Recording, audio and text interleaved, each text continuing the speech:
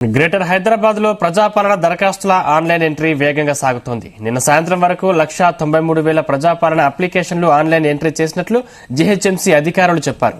జనవరి 17 వరకు ప్రజాపాలన దరఖాస్తుల online entry ప్రక్రియ పూర్తి చేస్తామని అన్నారు. డిసెంబర్ 28 నుంచి జనవరి 6 వరకు తెలంగాణ వ్యాప్తంగా ప్రజల నుంచి ప్రజాపాలన దరఖాస్తులను ప్రభుత్వం స్వీకరించింది. గ్రేటర్ వ్యాప్తంగా 24,74,325 అప్లికేషన్స్ వచ్చాయి. 30 సర్కిల్స్ లో అప్లికేషన్స్ ఎంట్రీ కార్యక్రమం జరుగుతుంది. 3,500 మంది డేటా ఆపరేటర్లతో ఆన్లైన్ అప్లికేషన్ల నమోదు ప్రక్రియ సాగుతుంది. జనవరి 17 వరకు డేటా ఎంట్రీకి ప్రభుత్వం డెడ్ లైన్ విధించింది. దరఖాస్తులన్నీ ఆన్లైన్లో ఎంట్రీ చేసిన తర్వాత లబ్దిదారులను సమాచారం ఇస్తామంటున్నారు అధికారులు.